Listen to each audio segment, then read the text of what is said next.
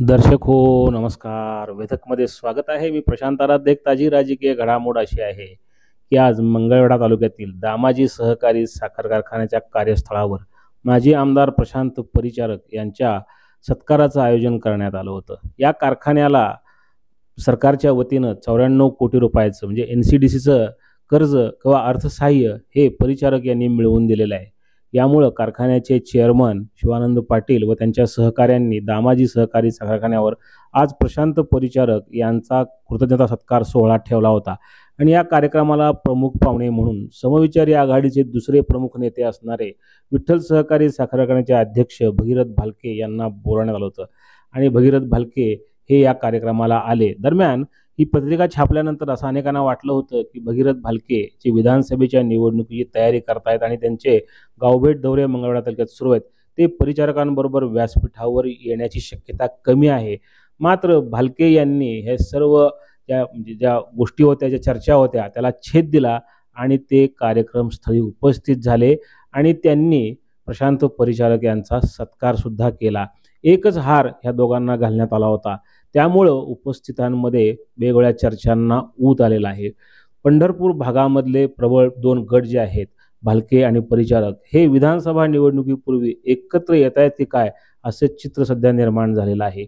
2 वर्षापूर्वी दामाजी सहकारी साखर कारखान्याच्या निवडणुकीमध्ये आमदार समाधान आवताडे यांच्या पॅनलला आव्हान देत भालके, परिचारक व मंगळवेढा तालुक्यातील दामाजी कारखान्याशी निगडीत असणारे सगळे गट एकत्र आले आणि त्यांनी समविचारी आघाडीची स्थापना केली आणि हा कारखाना जिंकला होता.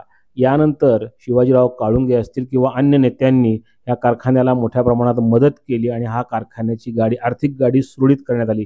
प्रशांत परिचारक हे भाजपचे वरिष्ठ नेते आहेत आणि उपमुख्यमंत्री देवेंद्र फडणवीस यांचे ते निकटवर्तीय मानले जातात. त्यांनी या कारखान्याला मदत व्हावी म्हणून NCDCकडे प्रस्ताव दिला होता या कारखान्याचा आणि त्यानुसार 94 कोटी रुपयाचं अर्थसहाय्य या कारखान्याला मिळालेलं आहे. त्यामुळे कारखाना हा आणखीन प्रगती करू शकतो. हे पाहता कारखान्याच्या वतीने या कार्यक्रमाचं आयोजन करण्यात आलं होतं.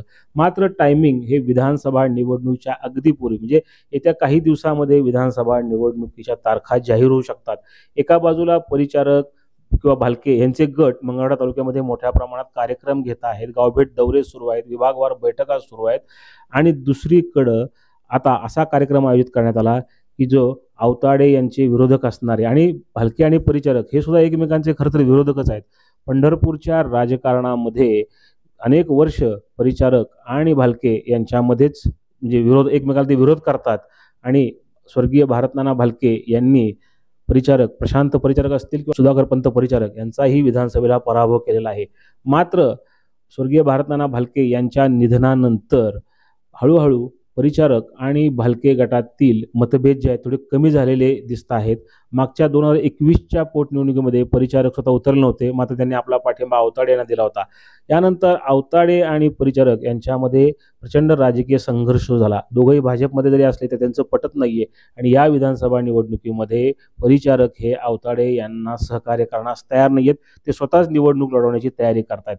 अशा स्थितीमध्ये मंगळवेढा तालुक्यात दामाजी कारखान्याच्या निमित्तानं 2 वर्षापूर्वी तयार करण्यात आलेली समविचारी आघाडी जी पुढे ग्रामपंचायत निवडणुकीमध्ये सुद्धा अनेक ठिकाणी राबवली गेली, तोच पॅटर्न आता विधानसभा निवडणुकीमध्ये राबवला जाऊ शकतो काय, अशी ही चर्चा मंगळवेढा आणि पंढरपूर भागात सुरू आहे.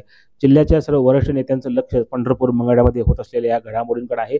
परिचारक आणि भालके यांनी यावेळी भाषणामध्ये स्पष्ट काही सांगितलेलं नाही कोणत्या गोष्टी, मात्र त्यांनी एका व्यासपीठावर येत एका कार्यक्रमाला हजेरी लावली. दोघंही एकमेकांच्या शेजारी बसले, त्यांच्या गप्पाही सुरू होत्या. त्यामुळे येत्या काळामध्ये पंढरपूर मंगळवेढ्याच्या राजकारणामध्ये बऱ्याच घडामोडी घडणार आहेत. गोविंद शिल्प घेऊन येत आहे 79 ट्विन बंगलोचा भव्य दिव्य पंढरपुरातील एकमेव प्रकल्प.